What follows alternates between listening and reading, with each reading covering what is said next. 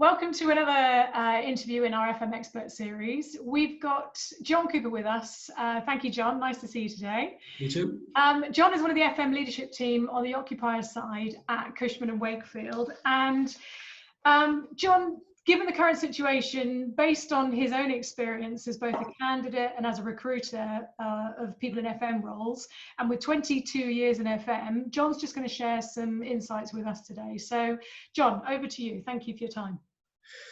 Yeah, so just as you've said there, thinking about my own experience as a candidate in the past and somebody that recruits on a regular basis for our own operational client accounts, I thought it was just a good opportunity to sort of talk about my experiences from both sides, and hopefully to be able to give people some pointers if they're in a particularly sort of uncertain period at the moment. Yeah, I think that's fantastic, and you've got, I think, quite a unique insight because, like you say, you've seen both sides, both as somebody looking for roles and both as somebody bringing somebody in. So, start us off. What are some of the things you sort of guide people towards?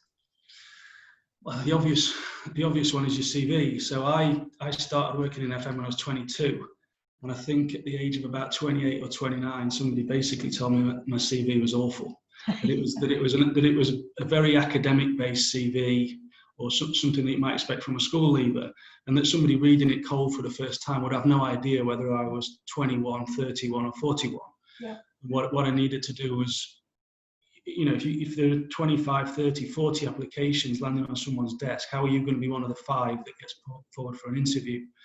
And so I basically redrew it and focused purely on outputs and achievements.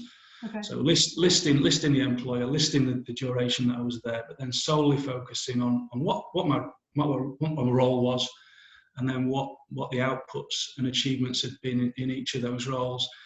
And that then helps you to avoid the sort of laboured interview type questions, and it very quickly gets just into a conversation about the different experiences that you've had. They'll pick up on some of the clients that you've worked with, some of the outputs, some of the achievements, and some of the challenges that you've come up against along the way. Those are the things that most people are interested in. We can talk all day about success stories, but in the type of job that we do, in the type of sector that we do, and the reactive nature of it, it's always good to be able to talk about the challenges that you've come up against and how you've dealt with them.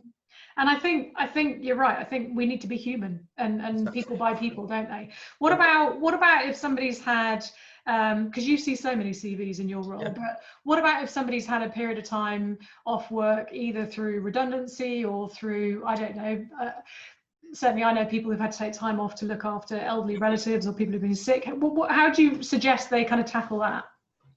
I think there's 2 points there. One is, you know, does your CV tell a story?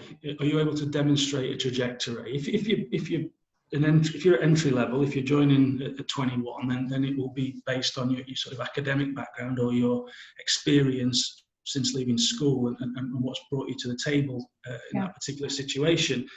Once you've got sort of 5, 10, 15 years under your belt, it's then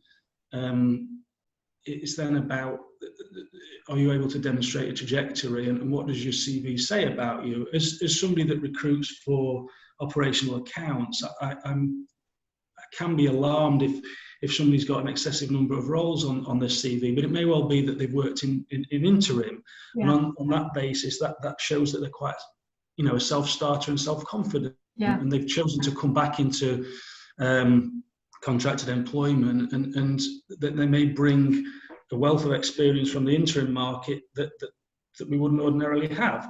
By the same token, if somebody's CV just shows that they move around every 12 months, then they're probably not going to be right for us in terms of the continuity that we look for on our operational accounts.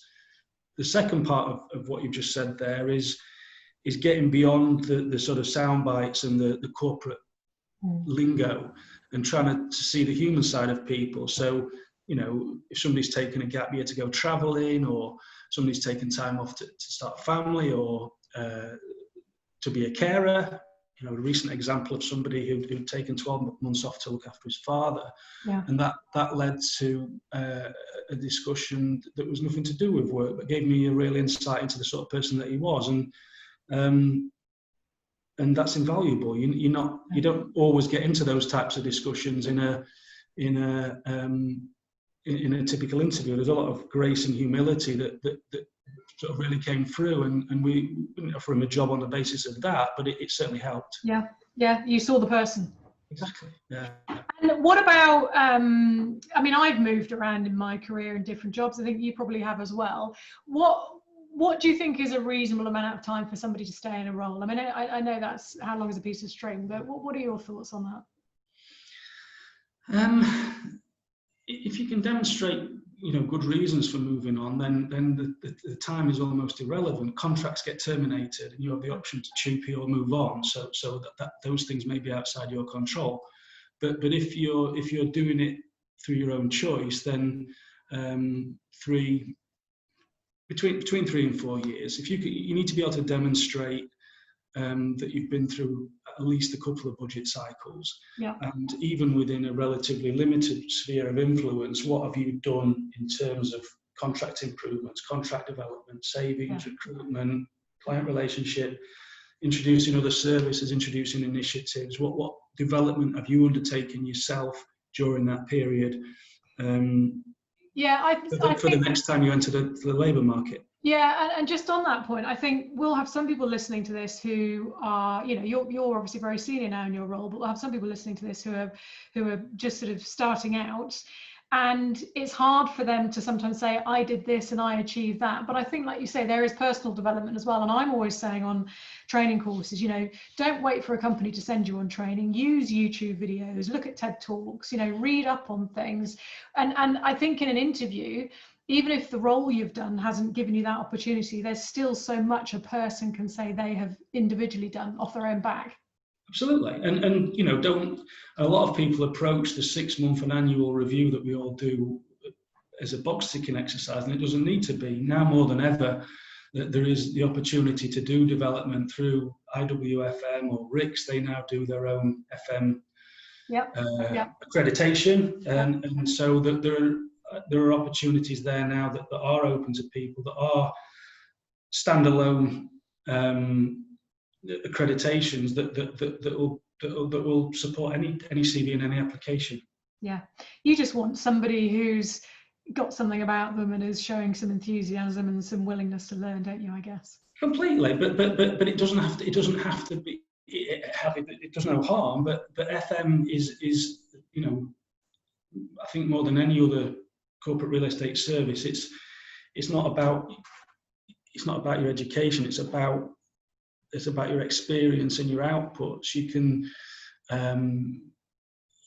come into, lots of people come into FM in a completely different way than they were going to surveying or brokerage or anything like that. And so it's just a bit about being able to demonstrate experience, outputs, achievements. And if you're relatively junior and you're working on a multi-million-pound global contract, you can talk about those numbers, but don't claim them as your own. Just talk about what you did within that contract. But somebody's going to see through that straight away. But by the same token, if you've been the account director on something of that size, then by all means talk about that as your responsibility. Yeah. Jon, listen, time flies when we're chatting. We need to bring that to a close, but that's been really, really useful. And I think having an insight from somebody who's been on both the candidate side and the interviewer side is invaluable. So thank you very much for your time. Really appreciate it. Thank you. Thanks, Jon.